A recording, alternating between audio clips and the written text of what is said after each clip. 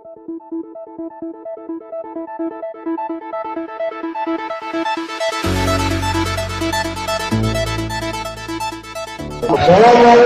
warahmatullahi wabarakatuh. Saya Cak Lontong. Salam sejahtera, salam lemper. Tepuk tangan buat AHYI. Haji ini luar biasa. Ini dari seluruh Indonesia hadir. Yang dari mana-mana? Biasanya yang dari Sumatera mana? Gitu kan. Gampang kalau itu. Yang dari mana-mana? Pasti bingung. Karena ini datang dari mana-mana.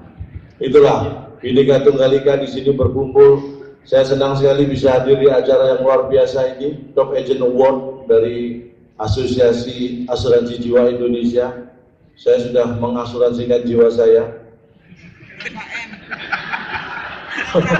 Benar, karena saya tahu prinsip asuransi. Asuransi aman kalau sudah jiwa digaransi. Jadi saya paham itu. Memang agak susah. Saya punya pengalaman begini ya. Saya akan cerita sedikit walaupun agak banyak. Pengalaman saya berkaitan dengan asuransi nanti akan saya ceritakan semua mulai dari awal sampai sekarang. Saya itu pemegang premi terbanyak. Bener. Mulai as sampai king. Itu kartu remi ya. Bukan premi. Ini saya bahagia karena ini adalah agent-agent yang luar biasa dari semua asuransi jiwa, tapi kumpul di sini kompak. Orang kompak itu kelihatan, baru duduk sudah kelihatan. Nih, semua tanpa dikomando menghadap ke sini. Ini kalau nggak kompak nggak bisa. Bener, duduknya aja ini nggak diatur sebenarnya, tapi lihat, Anda perhatikan baik-baik kanan dan kiri Anda. Yang ganteng lo ngumpul yang ganteng, pasti. Yang cantik lo gerombol yang cantik, yang jelek nyebar. Itu poinnya. Kalau jelek jangan ngumpul, ketahuan jeleknya. Ini nyebar aja masih ketahuan, apalagi ngumpul. Tapi yang namanya agen asuransi itu pasti semangat. Makanya kita beri semangat untuk yang jelek. Tepuk tangan buat yang jelek. Anda tetap semangat. Gak masalah. Karena ada Anda yang jelek, maka saya dianggap cakep. Jadi manfaat Anda luar biasa untuk saya. Pertahankan kejelekan itu. Jelek itu ciri khas. Pertahankan. Dan saya beri semangat walaupun Anda mungkin jelek atau merasa jelek. Nah, ini orang merasa jelek itu lebih mulia daripada merasa cakep. Kalau merasa jelek ada kemungkinan sebenarnya cakep. Tapi kalau merasa cakep, itu sudah pasti jelek. Jadi merasa jelek itu lebih mulia. Dan bagi Anda yang jelek, ingat, walaupun Anda jelek, jangan pernah takut mencintai orang lain. Karena yang harusnya takut kan yang Anda cintai. Oh, Anda jelek kok. Yang takut jangan Anda, yang Anda cintai pasti takut. Kalau Anda jelek. Jadi jangan mengambil porsi takut orang lain. Itu namanya profesional.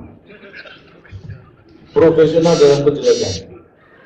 Jadi apapun harus profesional kalau ingin sukses. Termasuk jangan mengambil porsi orang lain. Kayak saya di telepon panitia. Ya mengisi acara di Palembang untuk Haji, siap. Saya nggak mikir bayaran. Nggak mikir honor. Yang mikir kan panitia. Kenapa saya harus ikut mikir? Saya kan tinggal terima. Tidak mengambil porsi berpikir orang lain. Profesional. Ya. Jadi kunci hidup sukses dan nyaman yang pertama adalah Anda harus profesional, tahu porsi. Itu pesan saya yang pertama. Jadi kalau acara seperti ini dirasa sukses dan bagus, setahun 2-3 kali juga boleh Pak. Saya akan siapkan waktu. Saya kira itu akan sangat membantu roda perekonomian keluarga saya. Kan kumpul-kumpul dari seluruh Indonesia bertemu di momen seperti ini kan sangat luar biasa. Semakin sering semakin bagus. Tolong jangan dimasukkan hati buat para pengurus AAZI, jangan dimasukkan hati, masukkan agenda saja ya. Itulah kebanggaan saya, orang kompak itu modal, kompak itu modal, tanpa kekompakan tidak akan diraih kesuksesan. Kompak itu bukan hanya banyak orang, diri kita pun harus kompak, antara pikiran, mulut, dan semua tubuh harus kompak. Coba kalau tidak kompak, mungkin Anda sendiri tidak bisa mengkoordinir tubuh Anda. Kepala sudah sampai di Palembang, kaki masih di Jakarta. Itu kan nggak kompak. Itulah pentingnya asuransi jiwa. Dan saya ini cerita sedikit pengalaman yang selama ini saya mikir. Kita ini kan sering naik pesawat ya. Tapi saya itu heran. Di pesawat itu kadang-kadang aneh ya misalnya. Kalau mau take off atau mau landing, itu jendela harus dibuka. Jendela pesawat. Saya heran. Padahal ini kan nggak mengganggu pandangan pilot. Kenapa harus jendela di sebelah saya harus dibuka? Iya benar. Kalau sampai saya tidur, itu harus dibangunkan kalau mau landing, kalau jendela tertutup. Pak, tolong jendela dibuka. Harus dibangunkan supaya jendela terbuka. Kalau bagi makanan tidur dilewati. Benar, sering ya bangun-bangun yang lain sudah kenyang saya loh. Jatah saya sampai akhirnya saya curiga, jangan-jangan dimakan sendiri. Mengadu domba sesama penumpang. Tapi kalau urusan jendela dibangunkan, giliran saya. Tapi saya pikir-pikir ternyata begini. Saya setelah membaca, mencari tahu, saat take off dan landing itu adalah saat paling krusial dari sebuah pesawat terbang. Karena disitulah skill pilot dan juga kelayakan pesawat itu terbukti atau tidak. Jadi itu paling bahaya pesawat itu kalau take off dan landing. Jadi saya berpikir, kenapa harus dibuka? Karena itu momen yang sangat luar biasa. Kita disuruh menikmati pemandangan di luar, siapa tahu itu pemandangan terakhir yang bisa kita tujuannya sangat mulia. Dan dengan itu langsung orang yang mikir seperti saya langsung pentingnya asuransi jiwa.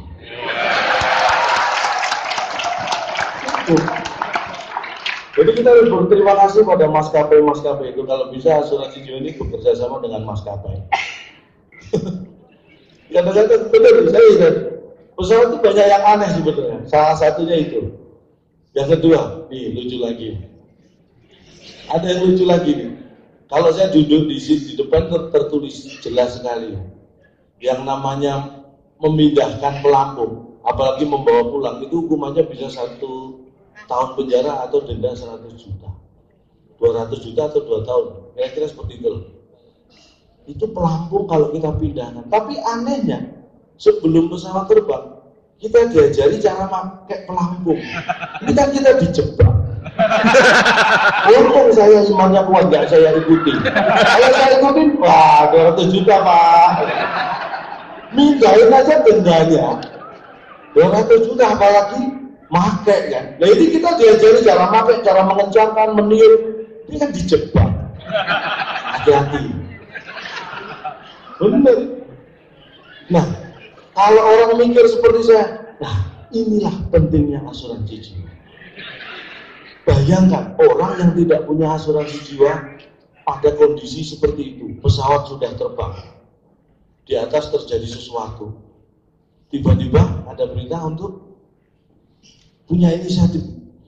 Ini pelampung, kalau saya pakai, nanti saya memindahkan pelampung, dendanya 200 juta. Belum tentu selamat. Kalau toh saya meninggal, kalau nggak punya asuransi itu santunan 100 juta.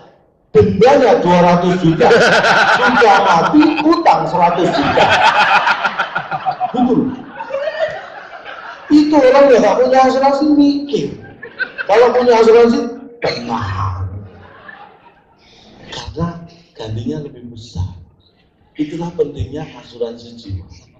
Di pesawat, baru pesawat itu. Ada hal lain lagi, pesawat yang aneh. Saya berapa kali Bapak Ibu pasti pernah itu. Kalau bawa garpu, pisau gitu ya, ke bandara itu nggak boleh, pasti harus diperiksa di X-ray, nggak boleh dibawa masuk ke pesawat. Tapi anehnya, kalau kita dapat makan, di dalam itu ada garpu, ada pisau dikasih. Kita bawa dari luar nggak boleh, di dalam malah dikasih. Intinya apa? Maskapai itu tidak ingin sendok, garpu, dan pisaunya nambah. Tapi kalau sendok, garpu itu kita bawa pulang, nggak apa-apa. Nggak apa-apa, mereka nggak memasalahkan. Kalau berkurang nggak apa-apa, kalau nambah nggak boleh. Makanya ke bandara nggak boleh bawa pisau, garpu itu nggak boleh.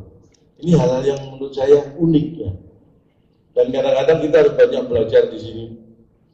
Dan saya yakin asuransi di Indonesia ini walaupun ini memang kita untuk urusan asuransi dibanding negara-negara maju masih kurang, tapi prospek ke depan ini sangat luar biasa. Yakinlah di dunia asuransi karena Indonesia potensinya luar biasa. Kenapa saya mengatakan seperti itu? Karena orang Indonesia itu visioner, berpikir jauh ke depan dibanding negara lain, orang-orang negara lain. Ini contohnya di pesawat lagi nih. Misalnya kalau Anda di pesawat, kita tahu orang ini asalnya dari mana, tanpa berkomunikasi. Bagaimana? Dilihat dari cara makan. Makan itu menunjukkan bangsa. Ada budaya makan dan berbeda satu bangsa dengan bangsa yang lain. Kalau di pesawat lihat, kalau selesai makan sendok garpunya disilang, itu orang Amerika. Kalau bule ya bule Amerika. Tapi kalau sendok garpunya lurus, itu orang Eropa. Kalau lurusnya miring ke kanan, itu Eropa Timur. Kalau miringnya ke kiri, itu timurnya Eropa. Kalau orang Indonesia lain, kita lihat sendok garpunya hilang, dimasukin tas. Itu pasti orang Indonesia. Lihat kalau sendok garpunya nggak ada. Orang Indonesia. Saya tahu persis karena saya seperti itu. Saya punya banyak koleksi sendok garpu pesawat. Tapi membawa pulang sendok garpu pesawat seperti saya katakan tadi, tidak melanggar hukum. Kalau pelabung lah itu yang baru melanggar hukum. Saya juga pernah coba itu. Nah itulah yang menunjukkan bahwa orang Indonesia lebih visioner. Karena apa? Orang negara lain tidak pernah punya pikiran bahwa sendok garpu pesawat bisa dipakai di rumah. Orang Indonesia sudah punya pikiran itu. Kita selangkah lebih maju. Visioner. Makanya saya bangga menjadi orang Indonesia. Saya nggak tahu apakah Indonesia bangga punya warga seperti saya. Makanya kemana-mana saya nggak mau bahasa Inggris. Saya ingin tunjukkan kepada dunia kalau Cak Lotong nggak bisa bahasa Inggris. Tapi bahasa Inggris itu penting. Saya itu sampai ini mohon maaf saya membuka walaupun ini mungkin nggak terlalu bukan prestasi, sesuatu yang memalukan sebenarnya. Saya 3 kali ini ketipu saking pengennya pinter bahasa Inggris. Saya itu orang yang nggak punya waktu untuk les ataupun, jadi saya belajar pengennya dari buku gitu kan, kapanpun bisa belajar. Saya pernah 3 kali ketipu gara-gara pengen pinter bahasa Inggris. Yang pertama agak mahal, saya beli buku Rahasia Menguasai Bahasa Inggris. Saya beli, di rumah saya buka, isinya kosong. Bener, saya protes, Mbak ini buku mahal-mahal kok isinya kosong. Loh, namanya juga rahasia, Cak. Kalau ditulis kan rahasianya bocor. Ketipu saya, bener. Kesel ya. Dah, yang lain, jangan yang kosong, pengen pinter bahasa Inggris malah telepati nanti pinter. Akhirnya bahasa Inggris kilat. Wah, saya beli, ya gak mahal lagi, saya gak masalah. Sampai rumah saya buka. Mulai halaman pertama sampai terakhir isinya flash. Ternyata bahasa Inggris yang kilat itu flash. Jadi itu bahasa Inggris kilat, flash. Ya baru tahu flash itu aja saya bahasa Inggris.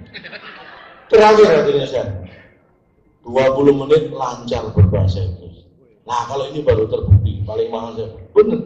Begitu baca 20 menit saya lancar bahasa Inggris. Wah, menit ke-21 nggak bisa lagi. Lancarnya cuma 20 menit. Setelah itu nggak bisa lagi. Sejak itu saya kapok. Ya nggak bisa bahasa Inggris nggak apa-apa lah. Tapi yang penting anak saya pintar bahasa Inggris. Makanya kalau di rumah saya bikin aturan. Pokoknya setiap hari Senin sampai Jumat di rumah itu komunikasi harus dalam bahasa Inggris. Kalau tidak bahasa Inggris kena denda. Itu saya terapkan. Kalau Sabtu Minggu baru bebas, nggak harus bahasa Inggris. Karena saya di rumah Sabtu Minggu.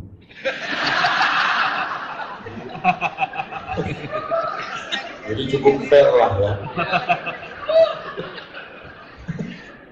Kadang-kadang kita bikin aturan itu yang meringankan kita itu harus. Contohlah saya.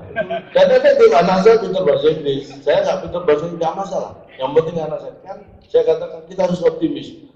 Anak-anak Indonesia ini luar biasa. Apalagi nanti sebentar lagi di Palembang ini tahun depan ada Asian Games.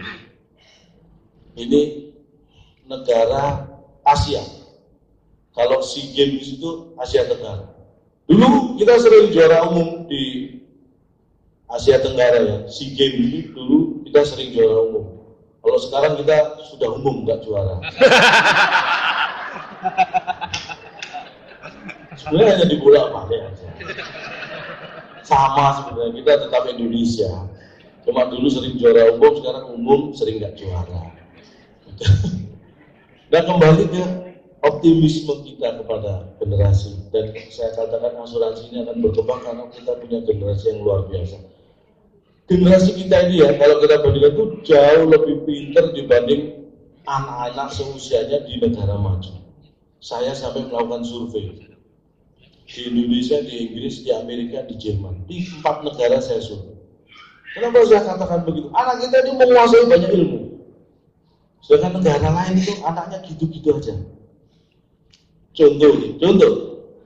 Orang anak Indonesia itu kalau belajar matematika ya rumus matematika yang dihafalkan. Pelajaran teknik fisika, rumus fisika yang dipelajari. Kimia, rumus kimia. Tapi di Inggris, Amerika, saya survei pelajaran matematika. Saya buka, Anda tahu bukunya, bahasa Inggris. Loh, serius, jangan tertawa, ini serius. Pelajaran matematika sudah ganti fisika. Saya buka bukunya, masih tetap bahasa Inggris. Ini sekolah apa? Pelajaran sudah ganti masuk bahasa Inggris. Makanya nggak heran mereka pintar bahasa Inggris, mereka cuma belajar bahasa Inggris. Anak kita belajar semuanya. Makanya ke depan mereka pasti kalah dengan anak-anak. Tepuk tangan buat generasi kita. Jangan minder. Bahkan kenapa saya yakin juga selain generasi penerus, tingkat ekonomi kita ini paling mantap di dunia. Dan untuk ke depan kita akan lebih mantap lagi. Saya survei, jangan minder ya. Kalau dikatakan bahwa ekonomi negara maju lebih baik, itu hanya omong kosong. Saya survei sendiri. Pengangguran di sana itu lebih tinggi. Ekonomi mereka itu nggak karu-karuan ternyata. Karena apa? Pengangguran lebih tinggi. Saya survei pengangguran Indonesia, Inggris, Amerika, Jerman. Saya ambil satu persatu, saya jejerkan. Kita paling rendah pengangguran. Rata-rata selisihnya itu 10-15 cm, mereka lebih tinggi. Jadi pengangguran di sana lebih tinggi. Berarti ekonomi kita lebih mantap. Pesannya adalah jangan biarkan orang seperti saya nganggur. Karena kalau orang seperti saya nganggur, ada kemungkinan pengangguran Indonesia lebih tinggi daripada pengangguran di sana. Jadi tolonglah. 3 kali setahun, Pak. Enggak lah, buat saya uang nomor 6 lah. 1 sampai 5 kan Pancasila. Selesai Pancasila langsung mikir uang. Inilah hebatnya Indonesia. Makanya jangan pernah minder jadi orang Indonesia. Ini saya mau cerita sedikit. Saya ini dulu hampir pernah mau bekerja di asuransi. Tapi waktu itu saya lulus SMA, kira-kira tahun 89. Saya waktu itu sudah ingin kuliah. Saya itu paling hormat dengan orang tua saya, terutama ibu. Makanya saya izin, Bu, saya pengen kuliah. Ibu saya, udah ya nak. Akhirnya saya nggak kuliah. Ibu saya, udah ya nak, nggak usah kuliah, biayanya mahal. Makanya saya bekerja, mengumpulkan duit untuk kuliah. Saya ngelamar pekerjaan pertama kali di perusahaan asuransi, berbekal jasa SMA. Saya sampai tes terakhir itu, ditanya, Anda ingin posisi apa? Ya saya tahu dirinya, SMA ya. Terus saya jawab, ya minim manajer lah Pak. Terus langsung, apa kamu sudah gila pengen jadi manajer? Sejak itu saya nggak pengen jadi manajer asuransi. Karena apa? Syaratnya harus gila dulu. Anda ketawa nggak kalah, saya alami sendiri. Ditanya pengen posisi apa, saya jawab, ya manajer lah. Apa kamu sudah gila? Itu kan berarti syarat. Kalau belum gila, nggak bisa jadi manajer. Maksudnya itu gila bekerja, bukan gila dalam arti yang lain. Itulah pentingnya. Gila bekerja itu penting. Makanya akhirnya saya ya udahlah kerjaan sedapatnya lah. Akhirnya jangan jadi serius. Karena dulu saya kalau ditanya cita-cita kalau bang pengen apa sih? Jadi apa? Pokoknya saya cita-cita sederhana, pengen kaya. Cita-cita saya itu simpel, pengen kaya. Ingin menjadi orang seperti orang terkaya di Indonesia saat ini. Yang tak pamer, orangnya rendah hati. Bapak Ibu tahu orang terkaya di Indonesia saat ini? Bukan yang ada di media, bukan ada yang di berita, itu hoax. Orang terkaya di Indonesia itu bukan yang disebutkan di media. Ada. Mungkin kita tidak menyadari. Dan orangnya memang low profile, nggak pernah pamer. Namanya Kamidi. Kalau tidak percaya silakan nanti kalau kembali ke asal masing-masing. Lihat, iklan apapun di seluruh Indonesia, mau dijual tanah ratusan hektar, dijual perusahaan, dijual apartemen, dijual mobil mewah dan sebagainya, hubungi Kamidi, nomor handphone. Itu semua punya Kamidi. Nomor handphone berubah banyak banget. Kaya Kamidi. Jual apapun hubungi Kamidi. Itu punya Kamidi. Bahkan mungkin orang terkaya saat ini pun yang di media-media itu, kalau jual apapun tetap hubungi Kamidi. Itulah hebatnya Kamidi. Dia nggak pernah pamer, nggak pernah. Coba Bapak Ibu iseng telepon, pasti dia nggak ngaku Kamidi. Pasti ngakunya, ya saya Johan, saya Soleh. Nggak pernah, ya saya Kamidi, nggak pernah. Dia nggak mau pamer. Orang terkaya tapi low profile. Ini yang saya pengen. Makanya saya dulu sejak kecil memang latihan jual beli. Saya itu jual hebat. Saya tuh dulu kecil menjual sepeda motor tanpa sepengetahuan orang tua bisa. Saya mengasah jual beli sejak kecil. Makanya waktu saya kerja diterima di ini pengalaman mungkin Bapak pernah dengar cerita pengalaman hidup saya. Saya diterima di sales motor itu, waduh senangnya minta ampun. Sesuai dengan apa yang saya inginkan. Kontrak 3 bulan pertama, wah saya yakin sukses. Benar, kerja 3 bulan, jual motor kecil sih, dipecat saya. Benar, ternyata 3 bulan saya jadi sales motor, 1 motor pun nggak terjual. 3 bulan bayang. Tapi anehnya, dipecat nganggur, nggak sampai seminggu, satu-satunya motor saya terjual. Wah, amazing. Hidup ini ironi. Bayangkan 3 bulan jadi sales motor, 1 motor pun nggak terjual. Nganggur nggak sampai seminggu, satu-satunya motor saya terjual. Bahkan nggak sampai sebulan, separuh perabot rumah terjual. Berarti kan bakat sales saya sebenarnya tinggi. Cuma munculnya di saat yang kurang tepat gitu. Kadang-kadang kita punya potensi kita sendiri nggak bisa menyadari. Itu yang penting. Saya makanya kalau saya dihadirkan untuk memberi motivasi masalah sales itu udah pas. Tepuk tangan buat saya. Saya bukan pamer ya, saya sudah setahun terakhir ini sering diundang di perusahaan, di asosiasi atau apapun itu menjadi motivator. Saya sendiri ya kan, saya ini komedian kok diundang jadi motivator, aneh. Mungkin sejak motivator yang satu itu gak ngakuin anaknya ya. Jadi saya diundang karena orang-orang tahu justru saya yang nggak diakui anak saya. Jadi kasihan mau dikasih job. Awalnya saya ragu-ragu jadi motivator mampu atau apa, tapi ternyata ini feedback yang saya dapat. Jadi ketika menjadi motivator membawa perubahan menurut mereka. Ada di perusahaan undang saya jadi motivator, besoknya tutup. Tapi Senin buka lagi lebih meriah. Kan undang saya hari Sabtu, Minggu kan tutup. Senin buka lagi lebih meriah. Itu ada. Bahkan ada di perusahaan lebih parah. Akan mem-PHK 50% karyawan. Nama yang di PHK sudah ditentukan. Seminggu sebelum terjadi itu saya diundang memberi motivasi di perusahaan itu.